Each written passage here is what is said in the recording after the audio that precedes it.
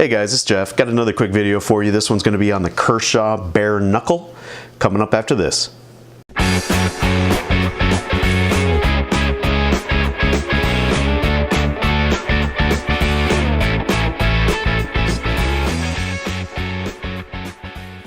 Hey guys, I'm back. So this is another anticipated knife from Kershaw that was just recently released around October, November of last year, so that would have been 2018. I think it's been out about 30 days now. This is the first week in January of 2019.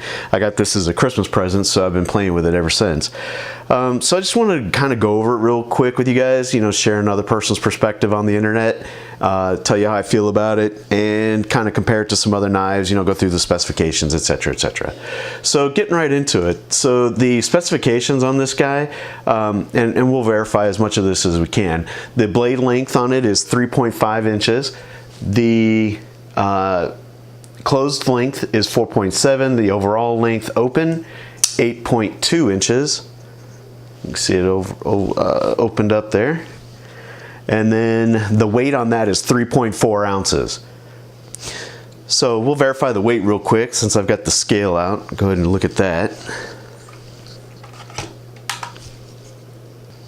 Hopefully you can see that. And we've got 3.5 ounces. Okay, so a little heavier than advertised. They're advertising it at 3.4 ounces. Which is fine, you know, 1/10 of an ounce isn't going to make or break a knife, right? Anyway, I just wanted to kind of cover it. So this is going to be a subframe lock. You've seen that before in the Kershaw Knockout line. That was a pretty popular blade line for Kershaw. And what it allowed them to do is use hybrid components. So they can still use an aluminum, you know, an anodized aluminum or a, you know, finished aluminum scales here and have a steel liner without a full length liner. So this is just an insert liner. And what that allows it to do is it allows your blade lockup to be steel on steel instead of steel on something softer, or in the case of titanium, steel on something harder, which would cause uneven wear on your blade. So talking about the blade, we have a kind of a modified sheep's foot. It's got a little bit of a swoosh there. It's curved upward. The blade on this is Sandvik 14C28N in a stonewash finish. And this is their quadruple 7 line, as you can see there. American made, get the whole US flag there. That's another cool thing about this knife. So, you know, when you pick it up, 3.5 ounces, that's not a big deal. It is a larger knife, and I'll go into the size of this in a minute and compare it to some other knives. But just right off the bat, this does feel like a little bit bigger knife. This is also coming with the KVT ball bearing system, and it's got this particular version has a very strong detent on it. So when you're going to flip it out, it is, you know, it's coming out. It's not going to hang up on you or anything.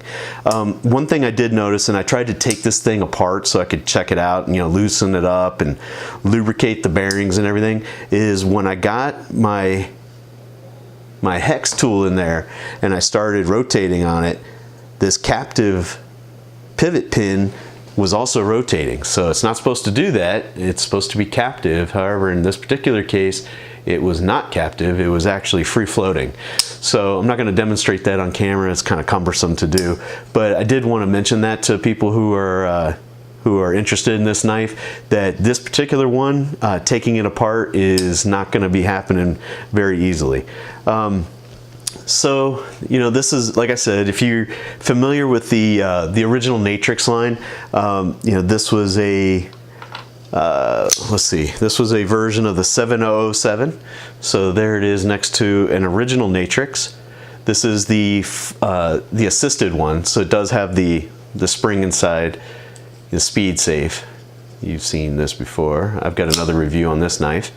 And then there's also the ZT version, the 077 or 0770 rather. That's just the same size as the Natrix. Both of these are equivalent in size. This one is a little bit larger. This is Chinese made and American made, so just for comparison purposes only. So this is it next to the Knockout. Knockout, another American made. Yeah, thumbs up for me. And this is where they really got good at perfecting their subframe locks. This was a very popular knife for them, and it worked well. It was proven to work well, and so you're seeing that. You're probably going to see that more and more. Instead of having full frames, you know, those can get kind of heavy. Those subframe locks allow you to reduce a lot of weight. So here it is next to the 0450. As you can see, it's a little bit longer than that, and then the knife that it's closest to that I have on the table here in length only now, mind you, is the Rat 1. So the Rat 1 is a much heavier knife, but in length you can compare it to what you have in your offerings. So anyway, first impressions, great little knife, you know, flips great. Disappointed that the flipper doesn't come out. The steel on this, the 14C28N, I put my own personal edge on there. I don't know if you can make that out on camera. Yeah, probably not. I don't have a macro lens on here. But anyway, I did put my own edge on there. And it is razor sharp, very sharp knife. So it does take an edge pretty well. And it's light, you know, it's easy enough for everyday carry. Comes with a deep carry pocket clip. You know, the black finish and the gray, you expect to see these in other colors like you're seeing the Natrix, if these continue to do well. What else?